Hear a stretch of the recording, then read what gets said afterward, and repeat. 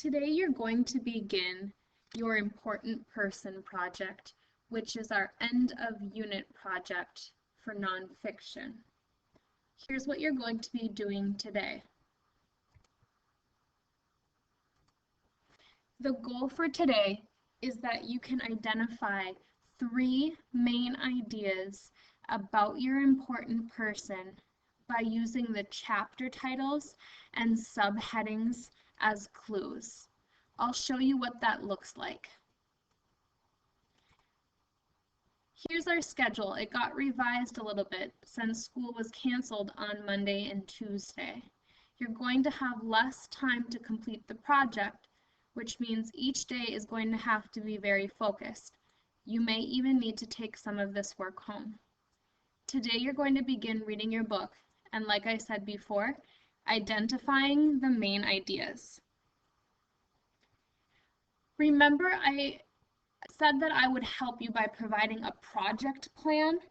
You can do this paper and pencil, or if you want to do it on your iPad, you can do it in Notability, and in that case, you're going to get it from Moodle. Basically, what the project plan is a worksheet that you can put all of the required information for the project on. So all of your research will be on just about 2 pages, and then you can use this information to make your poster. Here's what it looks like. Today, you are in charge of making sure you have the name of your important person on your worksheet. And, like I said before, for the today goal, you need to find main ideas. You're going to write the main ideas on your worksheet and also put the page number that you found that main idea. Remember that a main idea is what the text is mostly about. In books or longer texts, there are often many main ideas, not just one. The question that we ask ourselves when we're looking for main ideas is, what is the most important thing the author wants me to understand about the topic? In this case, the topic is your important person. I'm going to show you an example with the book Harriet Tubman, A Woman of Courage. In this book, my topic is Harriet Tubman. So when I'm looking for main ideas, I'm going to ask myself, what is the most important thing the author wants me to understand about Harriet Tubman? The table of contents will give you a lot of clues about main ideas.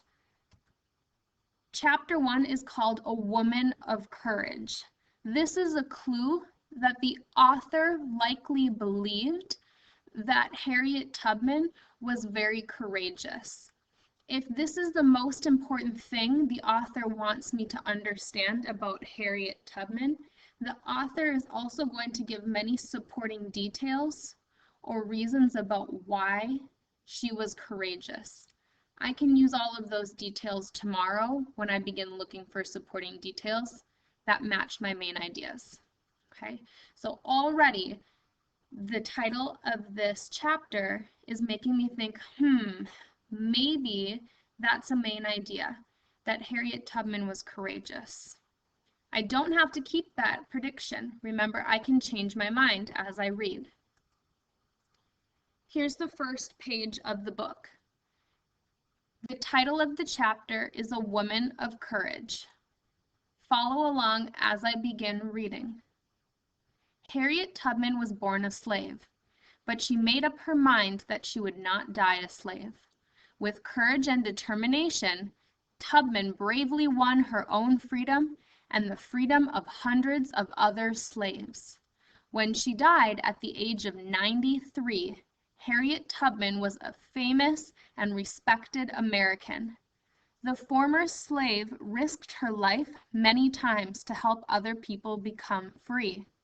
She also served her country during the Civil War as a spy and a scout. I'm going to stop right there because I'm already learning about ways that she was courageous or ways that she had courage. That could be a main idea. I'm going to continue reading though.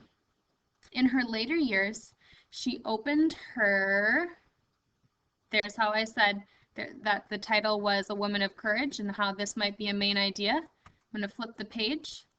Home to people in need, asking nothing for herself in return. No one knows exactly when Harriet was born. It was probably around 1820 in Bucktown, Maryland. Slave traders had captured Harriet's grandparents in West Africa. Her parents, Harriet Green and Benjamin Ross, were born as slaves. So when Harriet and her brothers and sisters were born, they were slaves too. Her parents named her Erminita, but people called her by her mother's name, Harriet. Look at this subheading, A Hard Life. Okay. That's going to be another clue about what a main idea could possibly be. Already I can think to myself, Harriet Tubman must have had a really difficult or challenging life because it's the subheading there. Is this an important thing that the author wants me to know? Let's read and find out. Harriet, her parents, and her 10 brothers and sisters lived and worked on the Broadest Plantation near Bucktown. A plantation was a large farm where slaves did all of the work. Because Harriet was a slave, her childhood was much more work than play. She started to work when she was just 5 years old. She was hired out to a nearby plantation to care for the owner's baby. When she was 6, she learned to weave and make clothes. As a young teen, she labored in the fields of corn, potatoes, and tobacco. Harriet was strong. She was very good at her jobs. But Harriet was also independent and rebellious in nature. This made her owners very angry. They would punish her with beatings. So there's that subheading again, A Hard Life. As I continued to read, I realized that yes, this is a main idea. It's one of the most important things the author wants me to know about Harriet, that she led a very hard life. It gives many details or reasons about why her life was hard as I continued reading. So what I'm going to do is put my post-it note on that page and mark it as a main idea. On your project plan, this is where you would write the main idea. Harriet Tubman's life was hard. And then also the page that you read that information on. Now it's your turn. You're going to use the text features to skim the text just like I did. Look at the pictures, look at the table of contents, check out some timelines.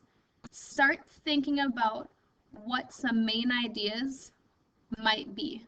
What is the most important information the author wants you to know about your person? After you skim or just look through the book, now you can begin reading. As you read, put your 3 post-its next to main ideas about your person, just like you saw me do on the PowerPoint.